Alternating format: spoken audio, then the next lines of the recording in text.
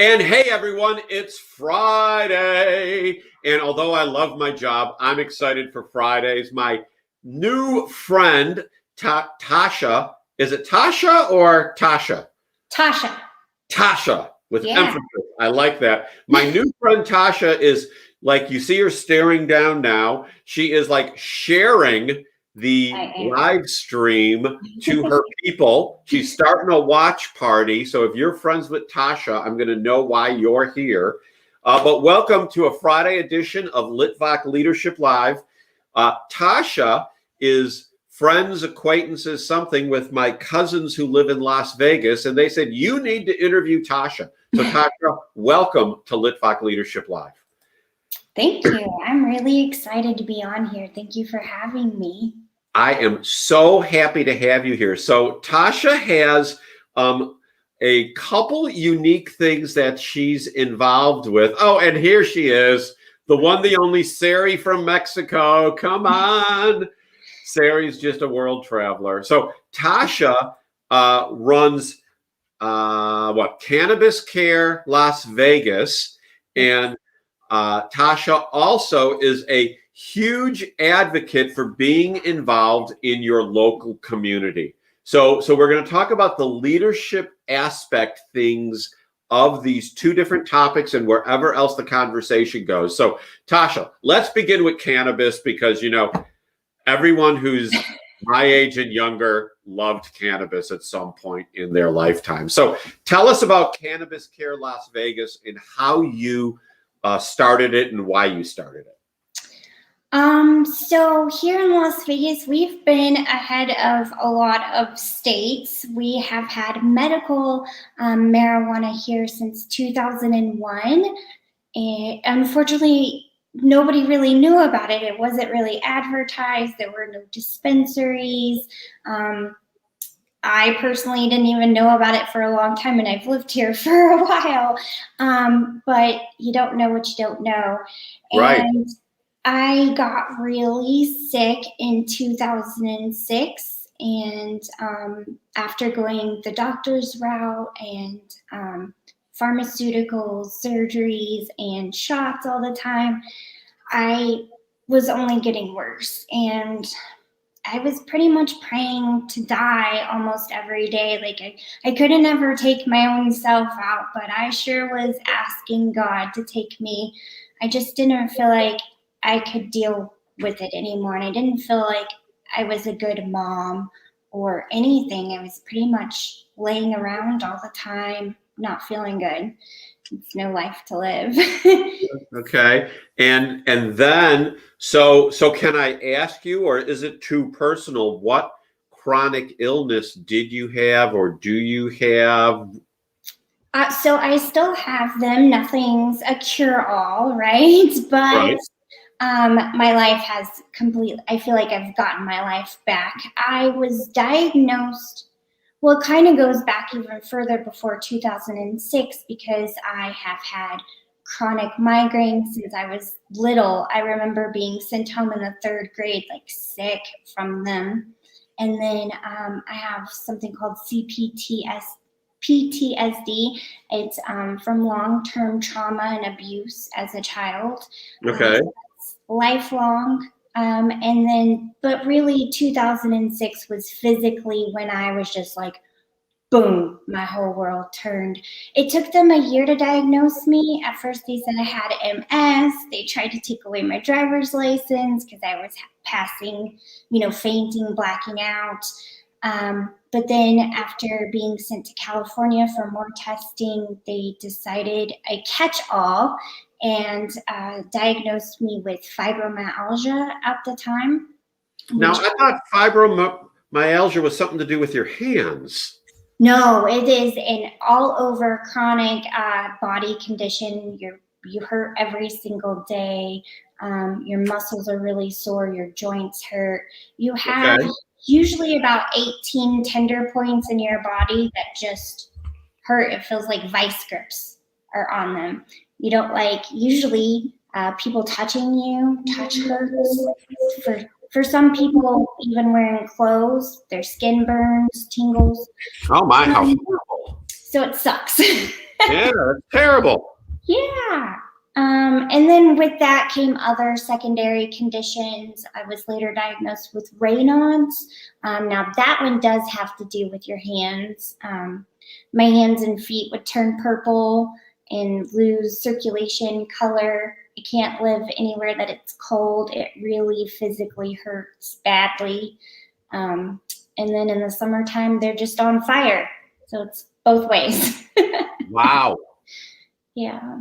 So then how did you get introduced to, was it CBD or was it medical marijuana? Which was it? First, it was medical marijuana, and that will always be my love, my heart. From the get-go, it really got me off all the medications. I started using, and I had always kind of smoked or whatever, but that's not really solving the problems on a cellular level or inside. Really, it's more like masking the issue for a bit so you can deal with it. It's kind of like taking a pain pill, but not as bad for you. Okay. So I got into that, and I started taking what's called fully extracted cannabis oil. Some people call it RSO, and that turned my life around. And then but I was still, at the time I was fully disabled.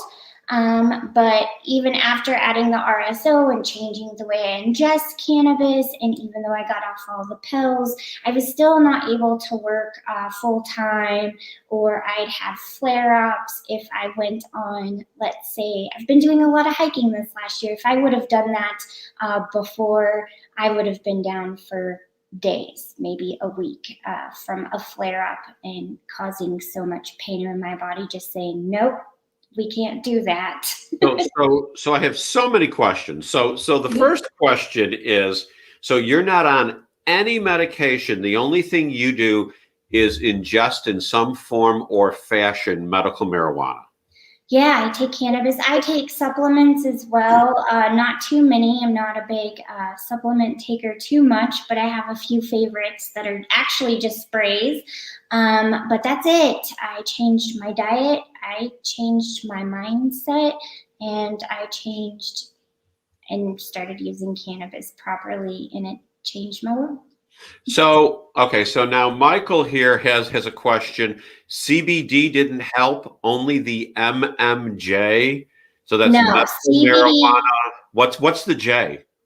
Oh, medical marijuana. It's just medical marijuana abbreviation. No, Okay. so let me clarify.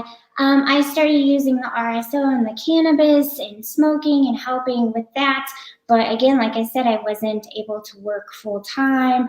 I'd still have flare-ups. And then in 2018, and I've heard of CBD, I'm in the cannabis industry. By that time, I had started my own medical marijuana card business, helping people get their cards from doctors and get legal here in Las Vegas, things like that. So I was super passionate about it, and I had tried CBD, and honestly, I was very much a THC snob at the time. I was like, no, I've tried several, it doesn't help. I felt like people were just doing a trend, trying to make money off of it, and I was getting really upset because I believe patients should come first, because Right. I am one. So that's where my heart is. But in 2018, after being in the industry a while and taking FECO, I got into a really bad car accident. And at the time, I was only able to work Uber and Lyft part-time because, I had all my ailments still going on. I was just able to function a little better and not be on pharmaceuticals. But that accident took me down, and I got really depressed, stressed. Financially, I was not knowing what to do. And a girlfriend from high school came to me, and she used to be super anti-cannabis. In fact, she stopped talking to me because I was so pro-cannabis and she was so anti-cannabis. But she came to me and she was like, I've seen you struggle online, because I would talk about it. And she's like, you've got to try CBD. And I was like, no, I have. It doesn't work. And she really was like, just try this one. Quality matters. It depends on where you're getting it from and how it's made. And, I said, whatever, I'll give it a shot. There was a 60-day money back guarantee, which I wasn't getting from any dispensary here. So I gave it a shot, and the rest is history. It's been 2 years. I can work full time again. I can go hiking. Wow. I do all kinds of adventures. So my life, I feel like after finally all the childhood trauma and stress, and then getting chronically ill, I finally feel like I can live for the first time. So you are pro CBD, but now do you still help people get their medical marijuana card?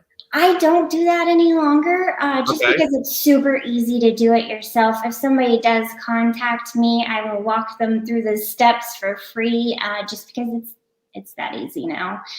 We've come a long way in the past 7-8 years since I was doing the medical marijuana card. So yeah.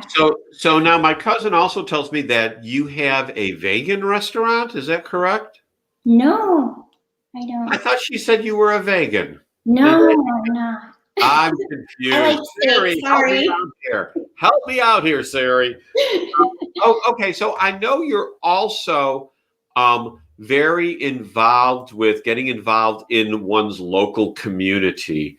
That you had tried being involved with the government, and that didn't like that. So why don't you talk a little bit about what it means to be involved in your local community?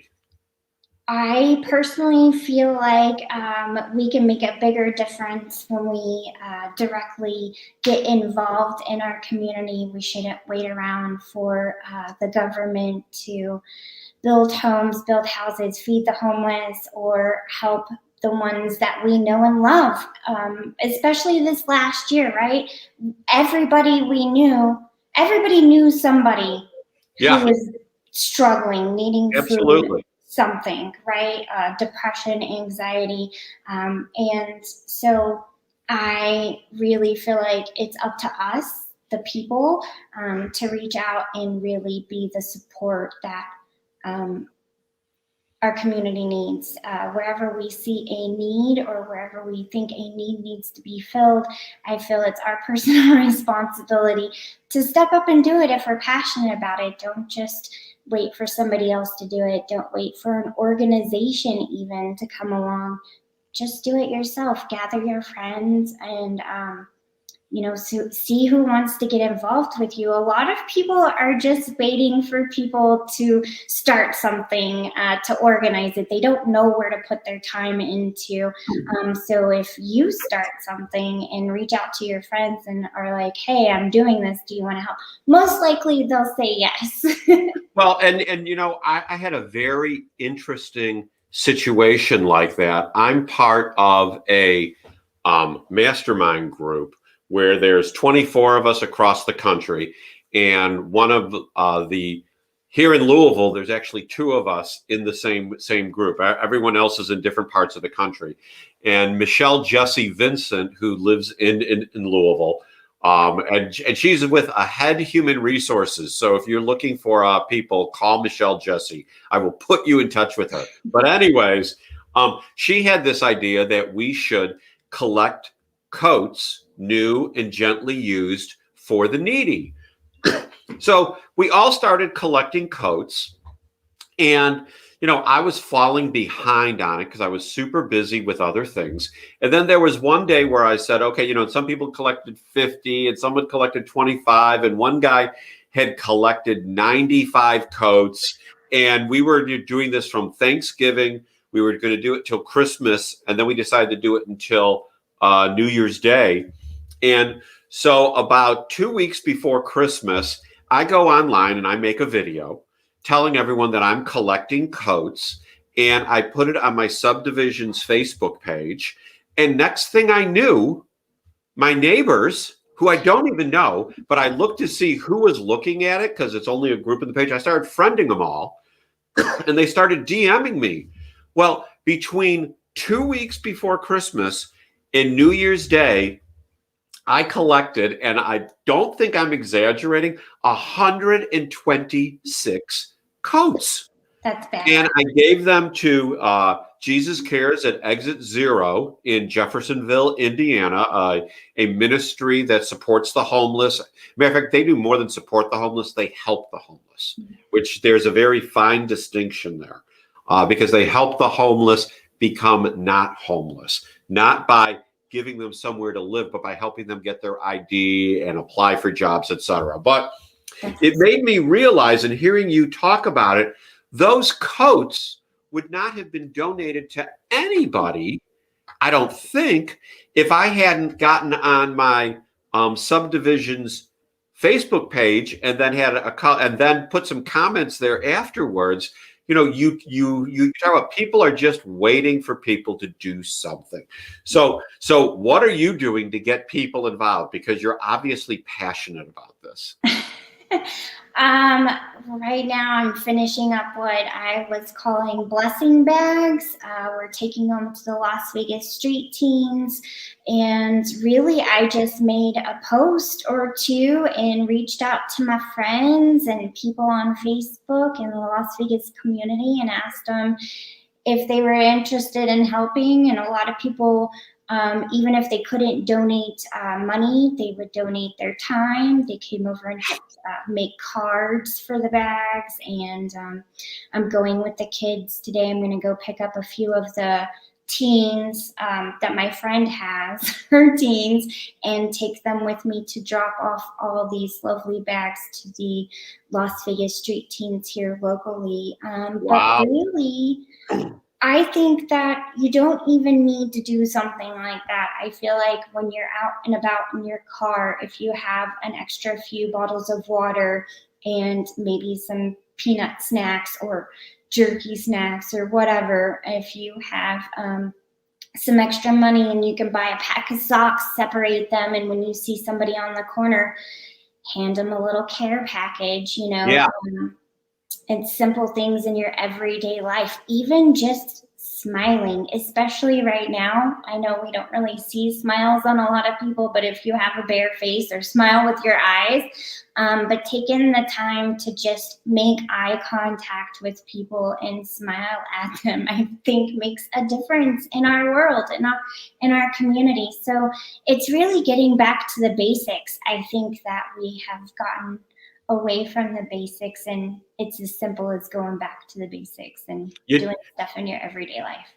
You know, and I've heard people talk about this, and you know, I'm guilty that I need to do it, to make care packages and just keep you know a couple few bags in the car that have a pair of socks, have some you know, granola bars or something, you know, some protein, put some nuts in there and a bottle of water, you know, and people may say, well, what's that going to do for someone? Well, let me tell you, I'd rather give someone a bag with some food in it than give them $2, because with the $2 or the $5 or $10, whatever, you don't know what the person's going to go do with it. And they might be feeding a habit as opposed to feeding themselves. What do you think of that? I'm okay with giving them money. I think, and I don't care what they do with it either. But that's just my opinion. I feel like, you know, once you give it, you can't really say what they can do with it. But I feel like, you know, whatever makes people comfortable. I don't usually have a lot of cash on me just because I don't. But if I It's a debit card world. If I do, I definitely don't mind throwing $1 or $2, sometimes $5 if I have it. But the simplest thing that I think everybody can agree on is, just having little stuff in your car that you can easily give out to somebody on the corner. Or, even if that's not your thing, if the homeless issue isn't your thing, maybe go to make some handwritten cards for the elderly, or, just get to know your neighbors. We've kind of lost connection, especially last year, I think has taught us that we need the human connection. I feel like personally, it starts with us, our families, our kids, how we raise and teach them to reach out. And then we just start slowly with our neighborhoods, our community, and then go as big as we can and go out as much as we can. And it's interesting you talk about community like that. There's a gentleman that I know who's actually been on the show too. His name is Michael Foster, and he has been spearheading the county before country concept to build your own community, like you talk about getting involved in your local community, but really getting involved in your county to make a difference there. Yeah. What do you think of that concept of the county before country? Yeah, especially if you are talking politics and trying to make changes that way, then yes, I believe you have to start small. But again, I personally believe it starts with us, the individual. And then, like I said, I've showed up to all those county and city meetings. I got all the wrinkles to prove it, but I felt after some years of doing that wasn't for me. But I definitely think if the political route is a route somebody wants to go, yes, I believe in starting small and reaching out to county first. So what got you, it sounded like you at one point in time were somewhat of a political activist. What turned you off to that? Spinning my wheels and aging for nothing. I feel like the system is very much broken, and the best way for me to not go insane and to try to fix it is to step out of the system and to just be my own individual self. Yes, it's hard to do that. Yes, you have the government going on, but focus on what I can change. I can't change the system as a whole. I can't even really, in my opinion, change my local leadership system. I have tried. Maybe I'm just a failure, but you're not a failure. I can change my own life. I can change my kid's life. I can help change a friend's life, and I can help change maybe somebody in my community's life. And that's where I feel like hopefully the real change comes. Yes, it'll take a while, but I feel like we've been trying to change it from the inside politically for how long? Everybody's trying that. So when you think about the leaders and leaders within politics or leaders in general, what do you think are the most important attributes that a leader should have to lead best? In general, for leadership? In general, yeah. Like if you said, this is a person I can follow, how would you describe that person? Somebody with integrity, just the willingness to be real and honest when they mess up, to take personal accountability. And I really look up to people who don't try to push their own beliefs and force others to believe it the way that they want. I believe in everything and nothing all at once, and I just want us all to live peacefully. I truly believe that we're all mostly good people and want to live a peaceful life. We just can't agree on the route how to get there.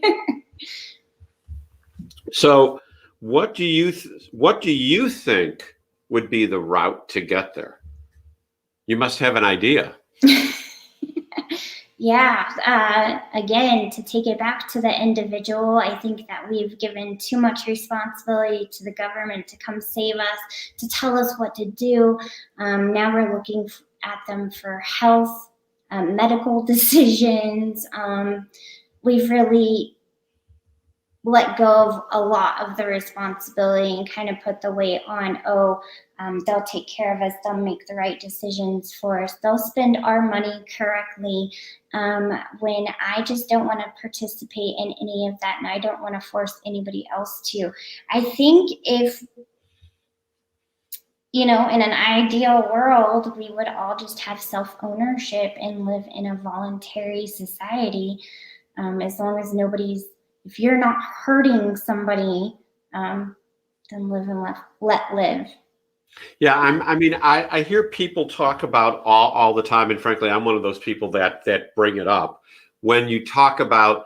Let's talk about restaurants for a second, because I've had a lot of pizza shop owners on my show, because I've got an in within the pizza community, and all over the country, restaurants have either been shut down or 25%, or they say, oh, well, you can have outdoor dining, where the people are putting up these giant tents, which might as well be inside a building. So stupid. What about, shouldn't people have their own personal accountability, that if they want to go to a restaurant, they should be able to go to a restaurant? No one forces you to go out and eat. I know they don't force me to go out and eat, right? Right. People have the options to stay at home if they're uncomfortable or scared and fearful. I don't feel like their fears should be projected on everybody else who might, or others, I can't say everybody else because we're all different, right? But others who feel differently, feel safe going to eat in a full restaurant. And we can look at other states. They're doing other things differently in different states. And right.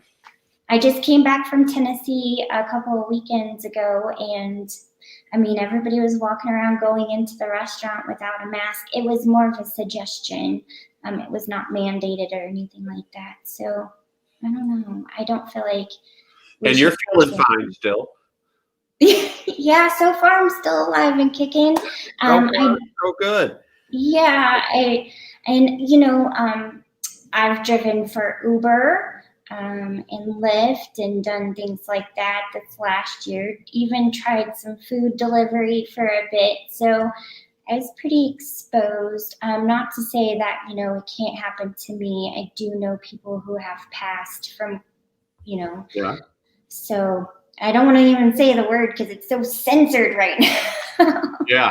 Oh yeah. It's such a politicized atmosphere at this point. So how do you think we can get others, and I don't want to say convince others to be personally accountable and make up their own minds, but how do we get people to start thinking about that, to be open to having personal accountability and to make their own minds instead of just being, zombies following what Big Brother says?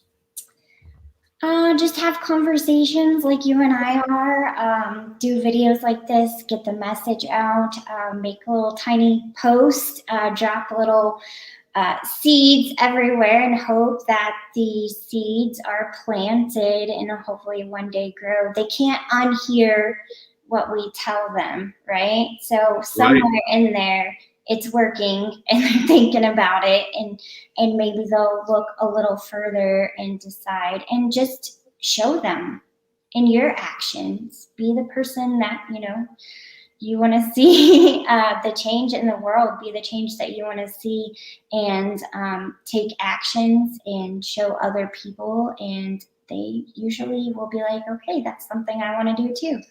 Not always, it's not for everybody. I hope everybody does get there, but it takes time. I used to be thinking the opposite of what I do today, and it took a progression of steps and to get to this kind of mindset, but it is a lot happier over here. I will say. So shockingly, we're almost at a half hour. It goes by so quick. So this is the part of the show where you speak directly to those who are watching us at this very moment, or those who are going to come back later and watch on replay, because we literally have hundreds and hundreds and hundreds, sometimes even thousands of people that watch these videos within about a week. So Tasha, what words of encouragement do you have for the people out there as they walk into their weekend? Just always ask questions. Don't take the first answer, be it medical freedom or regular freedom, plant freedom, your health, whatever it is. Always ask for second, third, fourth opinion. Do your own research. Take the personal responsibility to go in and really look at different alternatives. I do feel like, we got to take it into our own hands, especially in these times. And if you have any questions about how you can help in your community, or maybe how you can take your health into your own hands with the legal in all 50 states CBD, I am more than happy to help. Just send me a message. Yep. So, and people can message you on Facebook, I would assume? Yeah, on Facebook, Tasha Heath. There's my name over there. Or you can get me on cannabiscarelv.com. Yeah, I will throw that back up there for everybody too. So, Tasha, thank you so much for being my guest on the show.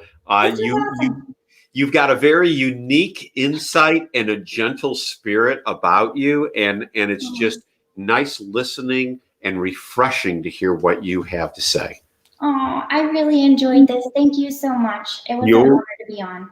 You are welcome. And everyone else, that's Litvak Leadership for this week. We'll be back Monday at 3 p.m. Eastern with another guest where we can hear their perspective and learn from them. That's it for now.